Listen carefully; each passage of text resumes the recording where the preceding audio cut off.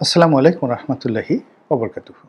সম্মানিত দর্শক, আমাদের দেশের নাটক সিনেমার শেষ দৃশ্যে যে সাসপেন্স থাকে, উত্তেজনা থাকে, বা সমাপ্ত হওয়ার আগে কোনো বিয়োগাত্মক ঘটনা ঘটে, নায়ক নায়িকা মারা যায়, সবাই কান্নাকাটি করে। আবার কখনো কখনো নায়ক নায়িকার মিলন হয়, হল থেকে, সিনেমা হল থেকে বা নাট্যমঞ্চ, রঙ্গমঞ্চ থেকে মানুষজন হাসতে হাসতে বের হয়।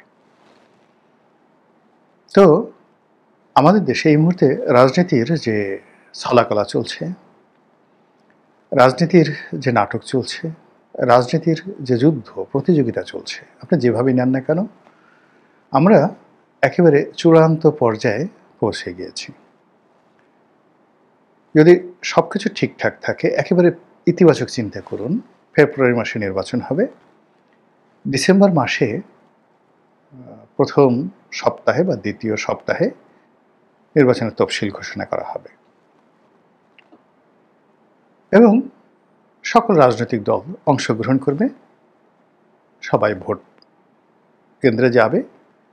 যেহেতু আওয়ামী লীগ নেই এবং আওয়ামী লীগ 15 বছর মানুষকে ভোট কেন্দ্র থেকে দূরে রেখেছে, ভোটের অধিকার থেকে বঞ্চিত করেছে, ফলে মানুষের যে রাগ এত বেশি যে ভোট কেন্দ্রে আসার জন্য রীতিমতো বাঁধ ভাঙা জোয়ার আসবে এবং সেই জোয়ারে 80 থেকে 90% ভোটার আসবে এবং সারা দুনিয়া অবাক বিস্ময়ে তাকিয়ে থাকবে এবং সেই ভোটের ফলাফল সবাই মেনে নেবে এবং সারা দুনিয়া ডক্টর মোহাম্মদ ইউনূসকে বলবেন যে না, এ লোক কেবলমাত্র শান্তিতে নোবেল পুরস্কার বিজয়ী নন, তিনি একজন দক্ষ সংগঠক, দক্ষ রাজনীতিবিদ এবং ইতিহাস সৃষ্টিকারী একজন রাষ্ট্র সংস্কারক।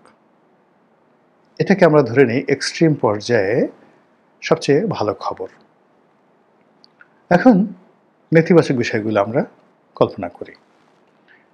সেটি হলো, ফেব্রুয়ারি মাসে নির্বাচন হবে না, ডিসেম্বর মাসে শিডিউল ঘোষণা করা হলেও হতে পারে, কিন্তু শিডিউল ঘোষণা করার পরে এমন পরিস্থিতি তৈরি হবে যেন সেই শিডিউল, সেই একসময় আজিজ কমিশন, মাহফুজ কমিশন ছিল, তারা বেশ কয়েকবার নির্বাচনের তফসিল ঘোষণা করেছিল 1/11 আগে, ঠিক ওইরকম কিছু একটা ঘটবে। এরকম কথা বলার লোকের অভাব নেই। মানুষের মধ্যে কোনো সাড়া নেই, আগ্রহ নাই, উদ্দীপনা নাই। একটা নির্বাচন হবে এই কথা কেউ বিশ্বাস করে না, আর দৃঢ়তা নিয়ে নির্বাচনের পথে কেউ এগিয়ে যাচ্ছে, কাজ করছে মনে হচ্ছে না। জামাত প্রার্থী ঘোষণা করছে 300 আসনে। তো সেই 300 আসনের মধ্যে যদি সত্যিকার অর্থে নির্বাচন হয়, তাহলে 2-3টে আসন তারা পেতে পারে যদি বিএনপির সঙ্গে। আর যদি যাকে বলা হয় আওয়ামী লীগ আসে, তাহলে এই 2-3টি আসন তারা পাবে কিনা সেটা নিয়ে আমার যথেষ্ট সন্দেহ রয়েছে। অন্যদিকে বিএনপি এখন পর্যন্ত 200 আসনে গ্রিন সিগন্যাল দিয়েছে, বাকি 100 আসনে জোট সঙ্গীদেরকে দেওয়া হবে 50টি, আর বাকি 50টি আসনে যেখানে একাধিক প্রার্থী রয়েছে তারা হয়তো সিদ্ধান্ত নিচ্ছে। এইভাবে বিএনপির হাইকমান্ড রাত দিন পরিশ্রম করে যাচ্ছে। তারা মুখে মুখে বড় বড় কথা বলছে যে এই বছর তারা এমন প্রার্থীকে দেবেন যারা খুবই জনপ্রিয়, গ্রহণযোগ্যতা রয়েছে, যাদের বিরুদ্ধে চাঁদাবাজি থেকে শুরু করে কোনো কিছুর অভিযোগ নেই, এইরকম মানে সোনায় সোহাগা প্রার্থীদেরকে বিএনপি মনোনয়ন দেবে। তো যাদেরকে এই 200 জনকে গ্রিন সিগন্যাল দেওয়া হয়েছে, তাদের মধ্যে কয়জনের বিরুদ্ধে চাঁদাবাজির অভিযোগ নেই আমি বলতে পারবো না। আচ্ছা বলেন তো, সায়দাবাদে কাকে দেওয়া হবে, তারপর খিলগাঁওয়ে কাকে দেওয়া হবে, কারণ বাজারকে কাকে দেওয়া হবে, গাজীপুরে কাকে দেওয়া হবে, আর তার সম্পর্কে মানুষজনের বক্তব্য কী, সাভার, আশুলিয়া, মানিকগঞ্জ কাকেদেরকে দেওয়া হবে, গাবতলীতে কাকে দেওয়া হবে, মিরপুরে। একটু চিন্তা করেন, তাহলে বুঝতে পারবেন যে বিএনপি যে স্বপ্ন দেখাচ্ছে, যে কথাগুলো বলছে, তার সঙ্গে বাস্তবের কতটা মিল অমিল রয়ে গেছে। দ্বিতীয়ত, যে জিনিসগুলো এই মুহূর্তে পর্দার আড়ালে চলছে, জামাতকে নিয়ে সবারই ভয়, সকল রাজনৈতিক দলের ভয়, এবং একই সঙ্গে সঙ্গে ডক্টর মোহাম্মদ ইউনূসের ভয় যে এই দলটি পারে না এমন কোনো কর্ম নেই। তারা যখন চাইছে তাই বলতে পারে, আর যখন চাইছে তাই করতে পারে, এবং অসম্ভবকে সম্ভব করতে পারে ইতিবাচক নেতিবাচক সব অর্থে। তো জামাতের আমির কেন আমেরিকা গেলেন, জামাতের আমির কেন ইউরোপে গেলেন, তার সঙ্গে কেন এত ঘন ঘন রাষ্ট্রদূতরা দেখা করে, এটা নিয়ে জামাতের যারা প্রতিপক্ষ তাদের ঘুম হারাম হয়ে গেছে। এবং শিক্ষা প্রতিষ্ঠানগুলোতে যেভাবে জামাত জয়লাভ করেছে এবং যে কৌশলে তারা জয়লাভ করেছে, একই কৌশল জাতীয় নির্বাচনে যদি তারা করে, তাহলে জামাত যদি 200 আসনে জয়লাভ করে এরকম একটা ফলাফল দেখতে পায়, তাহলে বিএনপির গলায় দড়ি দিয়ে মরা ছাড়া কোনো উপায় থাকবে না। এবং এটা অসম্ভব না, এটা নিয়ে আলাপ আলোচনা কিন্তু হচ্ছে। তো এই কারণে কি হলো, ডিসেম্বর মাসের আগেই নভেম্বরকে কেন্দ্র করে মানুষের আবেগ, উত্তেজনা, রাজনীতির সকল হিসাব সব এলোমেলো হয়ে গেছে। দেশের প্রধানতম রাজনৈতিক দল, যেটি 2024 সনে যদি নির্বাচন হতো 280টা সিট তারা পেত, 2025 সনে যদি সেই এপ্রিলের মধ্যে নির্বাচন হতো তাও তারা 260টি আসন পেত বিএনপি। এখন সত্যিকার অর্থে নির্বাচন যদি হয়, একতরফা নির্বাচন হয়, বিএনপি কি করে ভোটারদেরকে ভোট কেন্দ্রে আনবে, কি বলে ভোট কেন্দ্রে আনবে, এটা নিয়ে অনেক প্রশ্ন রয়েছে। বাস্তবতা হলো 7 to 8% ভোটার ভোট কেন্দ্রে আসবে, এটার কোনো নিশ্চয়তা নেই। বোঝার চেষ্টা করুন, আওয়ামী লীগের মতো একটা বৃহৎ দল, তাদের জনপ্রিয় প্রার্থী, ছাত্রলীগ, যুবলীগ, অঢেল টাকা, রাষ্ট্র ক্ষমতা, এত কিছুর পরও 2024 সনে তারা 6 or 7% ভোটার কিন্তু ভোট কেন্দ্রে আনতে পারেনি। তারা রেজাল্ট শিট তৈরি করেছে এবং সিল পিটিয়েছে, বাক্সবন্দি করেছে। ফলে এখন যদি আপনি হিসাব করেন যে ভোট কেন্দ্রে সিল পিটানো হয়েছে, যা কোথাও গিয়ে দেখবেন যে ভোটার আছে 3000, সিল পিটানো হয়েছে 4000। আবার উপজেলা থেকে যে ফলাফল ঘোষণা করা হয়েছে, সেই ফলাফলের সঙ্গে যে রেজাল্ট শিটটা তৈরি করা হয়েছে নির্বাচন কমিশন কেন্দ্রীয় অফিসে, সেই রেজাল্ট শিটের মিল নেই। এইভাবে গোজা মিল দিয়ে একটার পর একটা যে কুকর্ম, সেই কুকর্মের কারণে দেখুন আজ নুরুল হুদার মতো একজন বীর মুক্তিযোদ্ধা এই সিইসির পদে বসে তিনি আজ জেলে জুতোর মালা গলায় নিয়ে সেখানে গিয়েছেন। হাবিবুল আওয়াল সাহেবের মতো একজন নিপাট ভদ্রলোক, সৎ মানুষ, তার মতো মানুষ রীতিমতো বেইজ্জতি হয়ে এখন কারাগারে আছেন।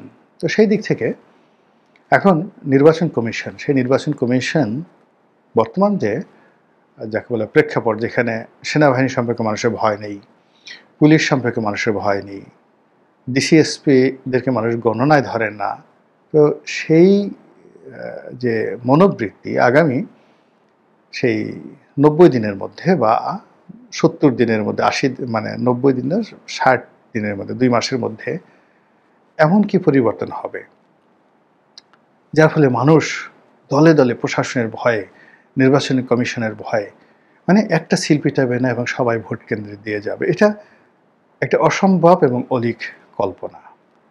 ফলে সেই অলীক কল্পনাগুলো নিয়ে কিছু কিছু মানুষ প্রচার করার চেষ্টা করছে, যারা প্রচার করছে তারা বিশ্বাস করছে না, কিন্তু আশঙ্কাগুলো যেগুলো পিছনে রয়েছে সেগুলো মানুষকে তাড়া করছে, এবং সেই আশঙ্কাটা কোন পর্যায়ের বুঝতে পারবেন। তারেক রহমান সাহেব দেশে আসবেন কি আসবেন না, এটা নিয়ে বিএনপির প্রতিটি দিন মানুষ প্রচার চালাচ্ছে, এই নেতা আসবেন, আজ আসবেন, কাল আসবেন। বিশ্বাস করেন, যখন এত প্রচার এবং প্রোপাগান্ডা চালানো হয়, একটা সময় যদি সত্যিকার অর্থে তিনি আসেনও, তার ব্যাপারে মানুষের কোনো আবেগ, অনুভূতি, আগ্রহ থাকবে না। এটা হলো বাস্তবতা। অর্থাৎ তিনি যদি 2024 সনে আসতেন, হয়তো তাকে দেখার জন্য এয়ারপোর্টে 20 লাখ লোক হতো। তিনি যদি আজকে আসেন, হয়তো 10 লাখ লোক আসবে। কিন্তু তিনি যদি নভেম্বর মাসে আসেন বা ডিসেম্বর মাসে আসেন, 5 লাখ লোকের সমাবেশ করানো যাবে কিনা এটা নিয়ে আমার যথেষ্ট সন্দেহ আছে। This is the reality. এর বাইরে জনাব তারেক রহমান সাহেবকে বা বিএনপিকে যারা স্বপ্ন দেখায়, তারা রীতিমতো ভুলে ভরা একটা সাম্রাজ্যে বসবাস করছে। ঢাকা শহরে অনেকে অনেক হাইপ তুলছে। বিএনপির অনেক নেতা, যেমন সালাউদ্দিন সাহেব। সালাউদ্দিন সাহেবের অনেক ক্ষমতা ঢাকা শহরে, কিন্তু আপনি একটু তাকে চট্টগ্রামে উইদাউট বডিগার্ড, উইদাউট লোক ছাড়া একটু ফ্রি মুভমেন্ট করার জন্য 24 ঘন্টার জন্য ছেড়ে দেন তো চট্টগ্রাম শহরে। তাকে একটু কক্সবাজারে বা তার নির্বাচনী এলাকাতে ঢাকা থেকে একা একা গাড়ি চালিয়ে একটু যেতে বলেন তো, দেখবেন তখনই আপনি বুঝবেন যে তার যে ভাইব কোন পর্যায়ে আছে। তো সালাউদ্দিন সাহেবের যদি একই অবস্থা, মির্জা ফখরুল সাহেবের অবস্থা একই। যে মির্জা ফখরুল সাহেব আওয়ামী লীগের পুরো জমানাতে এই ঢাকা শহরে হুন্ডাই করে ঘুরে বেড়িয়েছেন, কোনো রকম ভয় আতঙ্ক ছিল না। সেই মীর জব্বার সাহেবকে এখন অনেক লোকজন নিয়ে গাড়িতে করে বডিগার্ড নিয়ে নিজের নিরাপত্তা বিধান করে বিভিন্ন জায়গাতে যেতে হচ্ছে। ওনার মতো নিপাট ভদ্রলোকের এই অবস্থা হয়ে গেছে। তো এই আতঙ্কের কারণেই এখন বিএনপিকে 4টি বুলেট প্রুফ গাড়ি আনতে হচ্ছে, যেটা আওয়ামী লীগও আনতে হয়নি। আওয়ামী লীগের শেখ হাসিনার রাষ্ট্রীয় প্রোটোকলে বুলেট প্রুফ একটা গাড়ি ছিল। এর আগে উনি একটা বুলেট প্রুফ গাড়ি এনেছিলেন, মানে মার্সিডিজ জি ওয়াগন ব্র্যান্ডের, যেটা এমপি কোটা রাসেলের মানে জাহিদ হাসান রাসেলের নামে ছিল। এটা উনি ব্যবহার করতেন এবং এটার কারণেই 21শে আগস্টের গ্রেনেড হামলায় তিনি বেঁচে গিয়েছিলেন। তো যেখানে আওয়ামী লীগের নেতাদের ওবায়দুল কাদের থেকে শুরু করে তোফায়েল আমর সাহেব, সুরঞ্জিত সেনগুপ্ত, মতিয়া চৌধুরী, তাদের কারোর জন্য বুলেট প্রুফ গাড়ি, জিপ বা যাকে বলা হয় বাস দরকার হয়নি। এখন পরিস্থিতি এমন কি হয়ে গেল যে বেগম জিয়ার জন্য একটা বুলেট প্রুফ গাড়ি, তারেক রহমান সাহেবের জন্য একটা বুলেট প্রুফ গাড়ি এবং বিএনপির শীর্ষ নেতাদের বিভিন্ন জনসভাতে যাওয়ার জন্য 2টো বুলেট প্রুফ মাইক্রোবাস, না ওই মাইক্রোবাসের চেয়ে বড় যে বুলেট প্রুফ ওয়াগন, সেগুলো আনা হচ্ছে। তাহলে চিন্তা করুন যে বিএনপির মধ্যে ভয় এবং আতঙ্ক কোন পর্যায়ে চলে গেছে। এবং এটা এই নভেম্বর মাসে এই গাড়িগুলো আনা হবে বা আনা হচ্ছে, এরকম খবরাখবর আমরা দেখতে পেলাম। দ্বিতীয়ত, জনাব তারেক রহমান সাহেব তিনি এই মুহূর্তের খবর হলো একটা নির্দিষ্ট ডেটে 26 তারিখে, মানে নভেম্বর মাসের 26 তারিখে তিনি উমরা করতে যাবেন, মক্কা মদিনা যাবেন এবং ওখান থেকে বাংলাদেশে আসবেন বলে জোর প্রচারণা চালানো হচ্ছে। যদি সব কিছু ঠিক থাকে উনি হয়তো নভেম্বর মাসে আসবেন বা ডিসেম্বর মাসে আসবেন। আর যদি কোনো কিছু ঠিক না থাকে, এর মধ্যে পান থেকে চুন খসে, তিনি আসবেন না, শুধু বুলেট প্রুফ গাড়িগুলো এই ঢাকা শহরে ঘুরে বেড়াবে। এবং বিএনপির মধ্যে এই জাস্ট 15 দিন পরে, জাস্ট আফটার 15 ডেজ, এখন বিএনপির মধ্যে নেতাকর্মীদের মধ্যে এমন সব আতঙ্ক বিরাজ করছে যেটা 4-5 মাস আগে ছিল না। আমি এই টকশোতে যাই, বিএনপির যে সকল নেতারা আসেন, যারা আওয়ামী লীগ জামানাতে একা একা ঘুরে বেড়াতেন, তারা সবাই এখন প্রথমত বডিগার্ড রেখেছেন, দ্বিতীয়ত তাদেরকে আবার প্রোটোকল দেওয়ার জন্য পেছনে একটা করে গাড়ি থাকে, যে গাড়ি 10-12 জন লোক থাকে। এই ভয় তাদেরকে কে ঢুকিয়ে দিল? অর্থাৎ এই যে রাত বিরেতে তারা যে টকশোতে যাচ্ছেন, বাইরে ঘোরাফেরা করছেন, এটা ফুটানি দেখানোর জন্য না, সত্যিকার অর্থে তাদের মধ্যে একটা মৃত্যু ভীতি, আক্রমণ ভীতি, সন্ত্রাসের ভীতি চলে আসছে। আপনি যদি জামাতের প্রথম 20 লোক, তাদের টেলিফোন নম্বর আপনি খুঁজতে যান, গোলাম পারওয়ার থেকে শুরু করে জামাতের আমির থেকে শুরু করে সবাই, যেখানে গ্রামের অজয় পাড়া গায়ের একজন মানুষ শেখ হাসিনার সঙ্গে কথা বলতে পারত 15 বছর যখন তিনি প্রধানমন্ত্রী ছিলেন, তার টেলিফোন নম্বর ওপেন ছিল। কিন্তু আপনি জামাতের আমিরের কোনো টেলিফোন নম্বর পাবেন না। তারপরে গোলাম পারওয়ার সাহেবের কোনো টেলিফোন পাবেন না। অন্যান্য জামাতের শীর্ষ যারা নেতৃবৃন্দ রয়েছেন, টপ 10, আপনি তাদের কারো মোবাইল নম্বর আপনি পাবেন না, সরাসরি তাদেরকে ফোন করতে পারবেন না পাবলিক ফোনে। তাদের লোকেশন আপনি এখন পর্যন্ত তাদের লোকেশন আপনি ট্রেস করতে পারবেন না। এবং তারা যে যেখানে আছেন সবাইকে 3 স্তর 4 স্তর সিকিউরিটি দিয়ে এমনভাবে রাখা হয়েছে যে আপনি যদি জামাতের আমিরের সাথে দেখা করতে যান, এমনভাবে বেইজ্জতি হবেন, আপনার সারা শরীর তল্লাশি করে তারপর আপনাকে সেখানে ঢোকানো হবে। তো এই যে একটা অবস্থা, এই যে একটা আতঙ্ক, সেই আতঙ্কটা এই নভেম্বর মাসে এসে মারাত্মক আকার ধারণ করবে। মানে এখন অক্টোবর মাসের শেষ সপ্তাহে আমি ভিডিও করছি, এটি নভেম্বর মাসে কথা বলছি।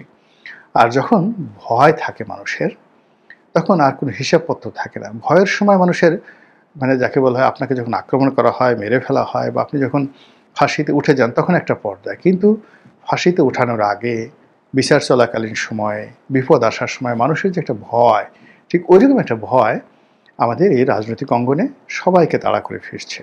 আর এর ফলে রাজনীতির যত হিসাব রয়েছে, আমি আগে যেভাবে পজিটিভ কথা বললাম, পজিটিভের সঙ্গে সঙ্গে নেগেটিভের একেবারে চূড়ান্ত পর্যায়ে কথাবার্তা হচ্ছে। এখন হঠাৎ করে উপদেষ্টাদের পেট বেড়ে গেল কেন? তারা এই যে খেলতে নামলো, গেঞ্জি ফেটে তাদের পেট বের হয়ে গেছে, তাদের নিতম্ব, এক একজন এক একটা নিতম্বের পরে 3 কেজি 4 কেজি মাংস জমা হয়ে গেছে এই গত 14 মাসে। এটি নিয়ে লোকজন মানে খুব কথাবার্তা বলছে। এই সময়টিতে তাদের এরকম ফুটবল খেলার কি দরকার ছিল? আমি এটা বুঝি না। আবার ফুটবল খেলতে গিয়ে হাফ প্যান্ট পরে, মানে গেঞ্জি, টাইট ফিট গেঞ্জি পরে, স্পোর্টস করে এরকম একটা নাদুস নুদুস শরীর নিয়ে মাঠে নেমে তারা কি মেসেজ দিতে চাচ্ছেন? এটা অস্বাভাবিক। যখন দেখবেন একটা বাঘ বিড়ালের মতো মিউ মিউ করছে, বিড়াল বাঘের মতো গড় গড় করে আওয়াজ করছে, ধরে নেবেন যে পাগল হয়ে গেছে, পরিস্থিতি স্বাভাবিক। যেখানে কাজ করতে পারছে না, মানুষ সেবা পাচ্ছে না, একটার পর একটা ফাইল আটকে আছে, কোনো রাষ্ট্রীয় সিদ্ধান্ত এগোচ্ছে না, সেখানে তারা তামসা করছেন, খেলাধুলা করছেন। সেখানে তারা দেশের পরে একটার পর একটা 14 বার বিদেশে ঘুরে বেড়াচ্ছেন, মানে রীতিমতো। আবার এই যে কয়েকজন লোকজন নিয়েছেন, কয়েকজন বিশেষ সহকারী, এরা ইংরেজিতে কথা বলে, মানে এরা ইংরেজিতে এমনভাবে কথা বলে গালগুল বাঁকা করে, মানে দেখে মনে হয় যেন তাদের ইংরেজি যেন কেউ বুঝতে না পারে, এই জন্যই তারা ইংরেজি বলে। অদ্ভুত, মানে অস্বাভাবিক অসুস্থতা। তারপরে তারা যখন ছবি তোলে, কয়েকজন উপদেষ্টাকে দেখলাম বা বিশেষ সহকারে দেখলাম, তারা ঘাড় বাঁকা করে অনন্ত জলিল যেভাবে বুকটা, মানে বুকের মধ্যে নিঃশ্বাস নিয়ে তারপরে পেটটা ভাঁজ করে যেন ভুঁড়ি না দেখা যায়, এইভাবে যে ছবি তুলেন, ঠিক সেইভাবে তাদেরকে ছবি তুলতে দেখি। এই যে অস্বাভাবিক কর্মকাণ্ড, এই অস্বাভাবিক কর্মকাণ্ডের কারণেই মনে হচ্ছে যে there are something happening, boiling and cooking, যেটা আমরা কল্পনাও করতে পারছি না। ডক্টর মোহাম্মদ ইউনূস বিভিন্ন লোকজন যাচ্ছেন, সবার সাথে পাইকারি হেরে ছবি তুলছেন, সবার সঙ্গে একই স্টাইলে হাসছেন, মানে এই হাসিটা স্বাভাবিক নয় কোনো অবস্থা, এখানে হাসির কোনো কারণ নেই। তিনি সেই যে যাচ্ছেন তার সাথে ছবি তুলছেন আর একটা করে হাসি দিচ্ছেন। আচ্ছা বলেন তো, তার হাসির অর্থ কী? তিনি কি সফল, খুব সুখে আছেন, খুব শান্তিতে আছেন, খুব আনন্দে আছেন? তাহলে তার হাসির অর্থটা কী? এখন দেশের যে অবস্থা, তার তো আসলে মুখ কালো করে থাকা উচিত। তো তিনি পাকিস্তানের জেনারেল আসলো, তার সাথে ছবি তুললেন, সেখানেও তিনি হাসার চেষ্টা করলেন। কই, পাকিস্তানের জেনারেল তো হাসলো না। সবার সাথে তিনি সেনাপ্রধানের সাথে হাসছেন, এত হাসি কিন্তু ভালো না।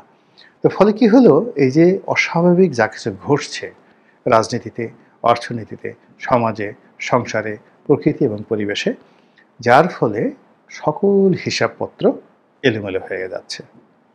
মহান আল্লাহ আমাদের সবাইকে হেদায়েত দান করুন এবং হেফাজত করুন। আসসালামু আলাইকুম ওয়া রাহমাতুল্লাহি ওয়া বারাকাতুহু।